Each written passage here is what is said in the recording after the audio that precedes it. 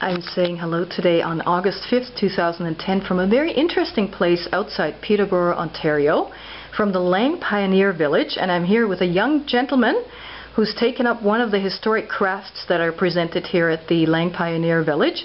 John Hodson, am I saying that correctly? Yep. Wonderful. What do you do here at the Lang Pioneer Village? Well, I do a lot of furniture. I build new furniture and I do a lot of repairs for the village. Just this morning I fixed one of the benches at the Fife. I'm working on a steam chamber so we can do snowshoes and the hoop games where you fling the hoops at each other. Okay. So you would be a carpenter, is that right? Okay. And how did you learn these skills? Well, I've always sort of done it at home, and then when I was about 14 there's a youth interpreter program here where I become a volunteer apprentice. Oh. And is this now a summer job, or what is this for you? I've been employed here for 3 years now. Oh, really? Yeah. So that's a great summer job, isn't it? Beats sitting in an office somewhere, or stocking shelves or anything like that. That's great. Are there any items here that you have made? That I've made? All the things I've made. Oh, well, I have a coffin I made. You made a coffin? How come you made a coffin particularly? Why a coffin? A lot of counties, the carpenter got paid by the county to make pauper's graves. So people that couldn't afford a funeral would get a real simple, ugly-looking box that they get buried in. Whereas if somebody loved you or you had money, you go to a fine furniture maker and you get a casket made. But so this was a poor person's coffin. This was a quick fix. Isn't that interesting? Yeah. Just get rid of them and dump them in the ground, and that's about it. Yeah. Okay. What else do we have over here in this corner? We got a lot of tools. Do you work with these? Yeah. Molding, what was that? Molding planes. So you do baseboard trim, tops of desks and tables. There's also some larger ones for crown molding or a banister that fit your hand.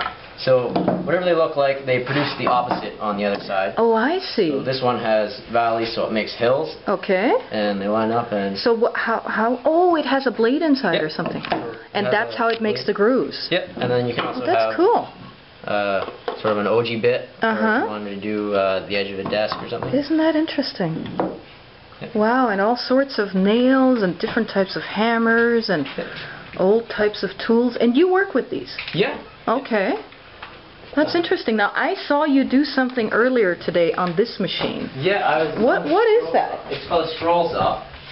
You can cut little zigzags and squiggles and things, and I used it this morning to rough out my wooden spoon. Your wooden spoon. What is it called again? Scroll saw. Scroll saw. Yeah. Could you demonstrate that for a second? Because that was a very interesting process that I saw you do there. So it works on the same principle as a sewing machine would. Yeah, I thought so, with the pedal at the bottom.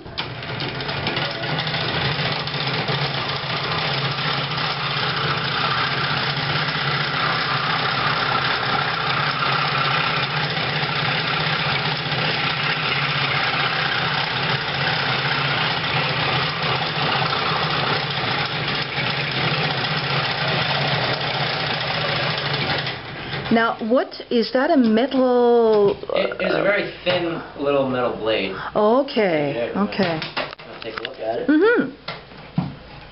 So it's a really thin little blade. Now you got to make sure you don't get your hands in there, huh? Oh yeah.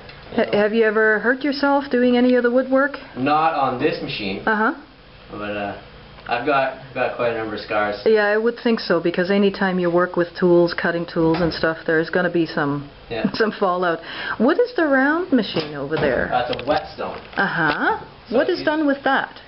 This is sort of a rougher edge, so a draw knife or a hatchet or an adze, a froe or something, that you don't need a really delicate edge. Water would drip out of here and you ride it, and you can sharpen things. Okay. If you wanted to do a very intricate carving, for decoration, you'd use a much smoother stone or an oil stone. Okay. But you ride it and rub your blade on here. And then you grind it. Yep. And this is to sharpen stuff, but also to shape stuff, or? Sharpening only on this one. Sharpening only. It's not precise enough for shaping, probably. What is this square machine here? You could sharpen a chisel. Come over here to the lathe. You can make table and chair legs. Spindles for wagon wheels, banisters.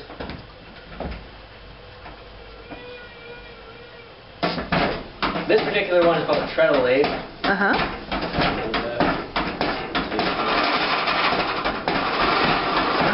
So you turn it manually and start to shape with the cutting tool. Yep. Wow. And there's different shaped chisels you can use, different finishes, different shapes you can do actually on here. My favorite thing to do on the lathe is cut independent rings. So they add a little bit of class on something. You can make a baby rattle or really fancy spindles on the back of a chair. Now you make stuff here, you make items, not just repairs, but you also make items. Are they available in the gift store, for example? Do you sell them? No, we're starting a program though where I'm going to make like Pioneer games and toys. Yeah. But we haven't finished that yet. Okay, so you're working on it. Yeah. Great. Another quick question for you. What's this over here? This has a dozen different names, but it's a foot-powered device. It could be a shingle horse or a shingle buck, a draw horse, a shaving buck, shaving horse. Okay. It's a foot-powered device. Okay. So this is adjustable for different thicknesses. Cedar shakes were made on this style, so all the shingles on all the houses here. So you can really quickly put a new piece of wood in and work it. But anything you're going to use your draw knife on. Oh, you hold it down. Yep, and then you can flip it over. Work right, you can change the position. Wow. Interesting. Now, you obviously have a lot of experience with woodworking now. I assume you're going to school still or studying something? I'm going to college for mechanical engineering technology. Okay, so this is only very indirectly related to what you're doing here. Yeah. Like in high school I did a lot of this stuff. Right. And I did a co-op at a furniture maker. Okay. So I learned a lot of stuff that I'm using here. I have to make a bookcase, and I'm going to use a lot of the techniques I learned there. So you think when you're finished with your engineering degree you're going to be still doing some of this woodworking? I hope to do it on the weekends. I like doing it. It's relaxing. It's satisfying to say that my hands did that. Exactly. It must make you quite proud that you created something that with your own hands without any electrical tools. Yeah. Yeah. Wonderful. Well, thank you so much for your introduction and good luck with your studies. Thank you. Thanks.